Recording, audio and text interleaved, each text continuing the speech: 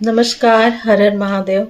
हम पढ़ रहे हैं शिव महापुराण और हमारा आज शिव महापुराण के रुद्र संहिता के पार्वती खंड में है अथ त्रयोदशो अध्याय और हमारे पाठ का नाम है पार्वती और परमेश्वर का दार्शनिक संवाद। शिव का पार्वती को अपनी सेवा के लिए आज्ञा देना, पार्वती का महेश्वर की सेवा में तत्पर रहना। तो हम अपने पाठ के क्रम को आगे बढ़ाएं। इसके पहले कर लेते हैं शिव पार्वती की वंदना। कर्पूर गौरम करुणावतारम संसार सारम भुजगेंद्रहारम सदा वसंतम हृदयारविंदे भवम भवानी सहितम नमामि। भवानी बोली, हे योगीन, आपने तपस्वी होकर भी मेरे पिता से क्या कह दिया? हे ज्ञान विशारद, इसका उत्तर मुझसे सुनिए। आप तप की शक्ति से संपन्न होकर ही महातपस्या कर रहे हैं और उस महाशक्ति की ही प्रेरणा से तपस्या करने के लिए आप महात्मा को ऐसी बुद्धि प्राप्त हुई है। सभी कर्मों को करने वाली उस शक्ति को ही प्रकृति जानना चाहिए। उसी के द्वारा सबकी सृष्टि, पालन और संहार होता है। अतः हे भगवान, आप कौन हैं और सूक्ष्म प्रकृति क्या है, इसका आप विचार करें। प्रकृति के बिना लिंग रूपी महेश्वर किस प्रकार रह सकते हैं? आप प्रकृति के ही कारण सदा प्राप्ति के लिए अर्चनीय, वंदनीय और चिंतनीय हैं। इस बात को हृदय से विचार कर ही आप वह सब कहिए। ब्रह्मा जी बोले, हे नारद, पार्वती जी के उस वचन को सुनकर महती लीला करने में रत रहने वाले प्रसन्नचित्त महेश्वर हंसकर कहने लगे। महेश्वर बोले, मैं उत्तम तपस्या द्वारा ही प्रकृति का नाश करता हूँ और वस्तुतः प्रकृति से रहित होकर ही शंभु के रूप में स्थिर रहता हूँ। अतः सत्पुरुषों को कभी भी प्रकृति का संग्रह नहीं करना चाहिए और लोकाचार से दूर तथा विकार रहित रहना चाहिए। ब्रह्मा जी बोले, हे तात, जब शंभु ने लौकिक व्यवहार के अनुसार यह बात कही, तब काली मन ही मन हंसकर यह मधुर वचन कहने लगी। काली बोली, हे शंकर भगवान, आपने जो बात कही है, क्या वह प्रकृति नहीं है? आप उससे परे कैसे हैं? इन सब का तात्विक दृष्टि से ठीक ठीक विचार करके ही आपको बोलना चाहिए। यह सब कुछ सदा प्रकृति से बंधा हुआ है, इसलिए आपको न तो बोलना चाहिए और न कुछ करना ही चाहिए, क्योंकि कहना और करना सब व्यवहार प्रकृति ही है। ऐसा अपनी बुद्धि से समझिए। आप जो कुछ सुनते, खाते, देखते और करते हैं, वह सब प्रकृति का ही कार्य है। इसे मिथ्या कह देना निरर्थक है। हे प्रभु, यदि आप प्रकृति से परे हैं तो इस समय इस हिमवान पर्वत पर आप तपस्या किस लिए कर रहे हैं? हे हर, प्रकृति ने आपको निगल लिया है, अतः आप अपने को नहीं जानते।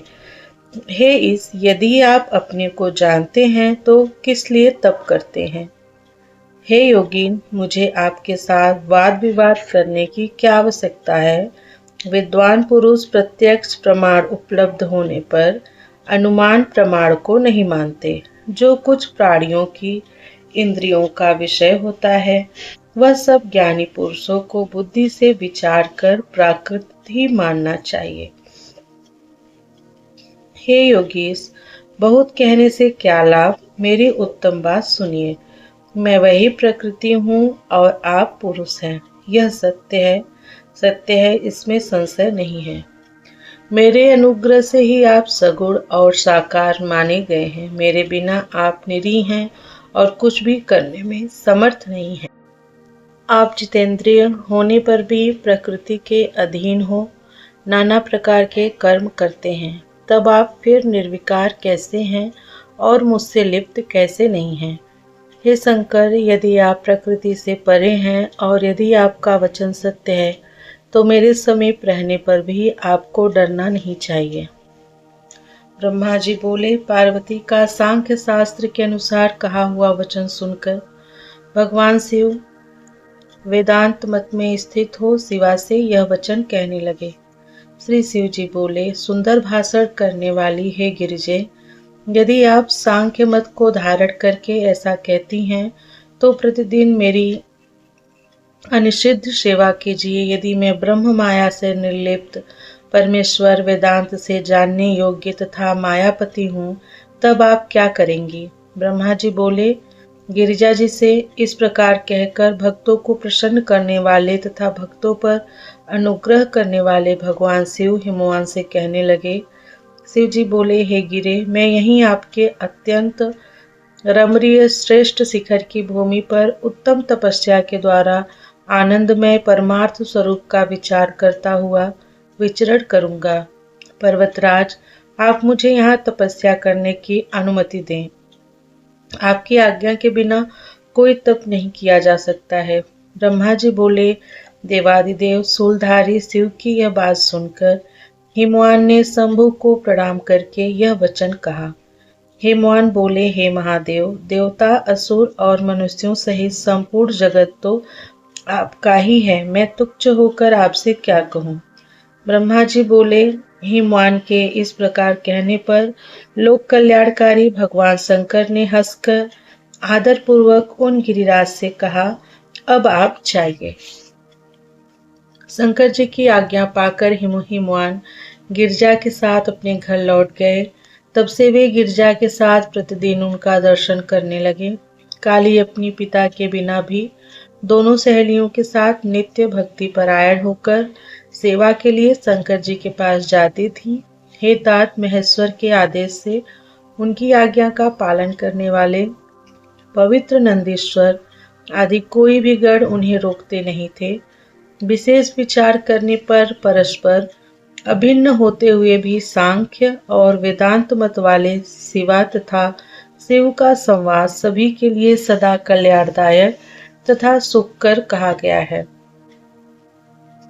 इंद्रियातीत भगवान शंकर ने गिरिराज के कहने से उनका गौरव मानकर उनकी पुत्री को अपने पास रहकर सेवा करने के लिए स्वीकार कर लिया। भगवान शंकर ने सखियों सहित पार्वती से कहा कि तुम नित्य मेरी सेवा करो तथा चली जाओ अथवा निर्भय होकर यहाँ रहो। इस प्रकार कहकर निर्विकार महायोगी तथा अनेक प्रकार की लीलाएं करने वाले भगवान शंकर ने अपनी सेवा के लिए उन देवी को रख लिया। धैर्यशाली तथा परम तपस्वियों का यह महान धैर्य ही है जो विघ्न कारक वस्तुओं को ग्रहण कर भी विघ्नों से विनष्ट नहीं होता है।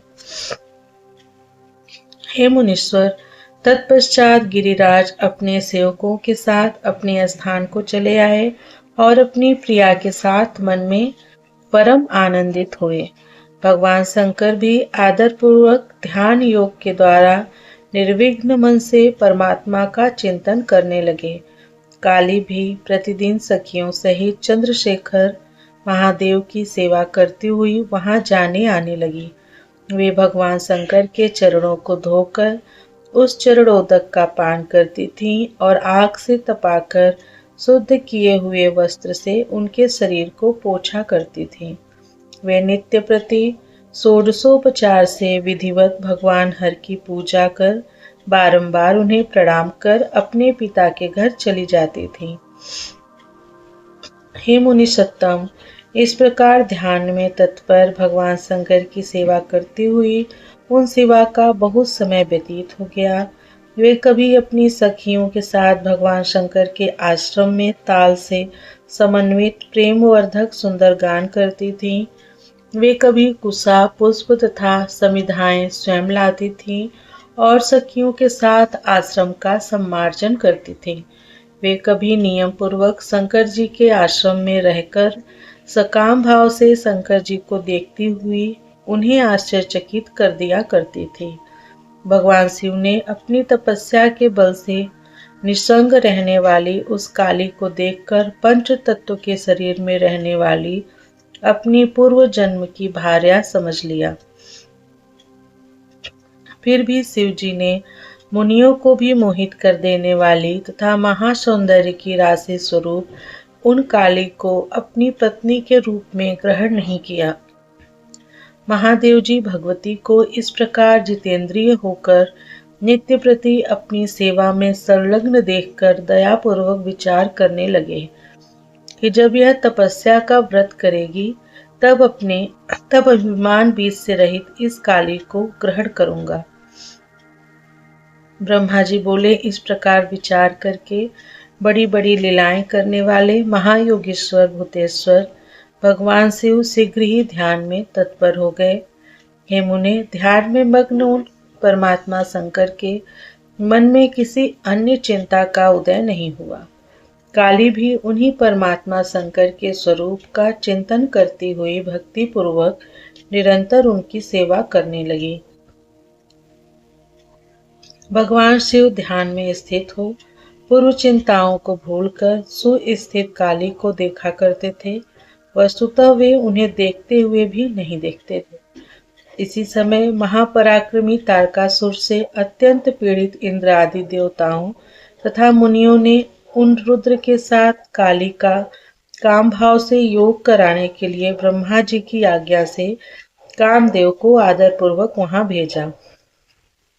कामदेव ने वहां जाकर अपना समस्त उपाय लगाया, परंतु शिव कुछ भी विक्षुब्ध नहीं हुए और उन्होंने उसे भस्म कर दिया।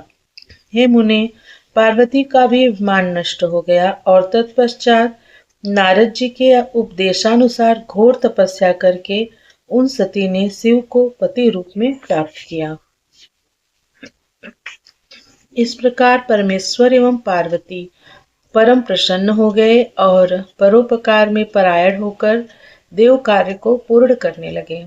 इस प्रकार श्री शिव महापुराण के अंतर्गत द्वितीय रुद्र संहिता के तृतीय पार्वती खंड में पार्वती और परमेश्वर का संवाद वर्णन नामक 13वां अध्याय पूर्ण हुआ। प्रियम शंकरम सर्वनाथम नमामि। हर हर महादेव। हरे नमः हरे नमः हरे नमः। ओम नमः पार्वती पतये हर हर महादेव। मिलती हूँ आप लोगों से शिव महापुराण के अगले अध्याय में।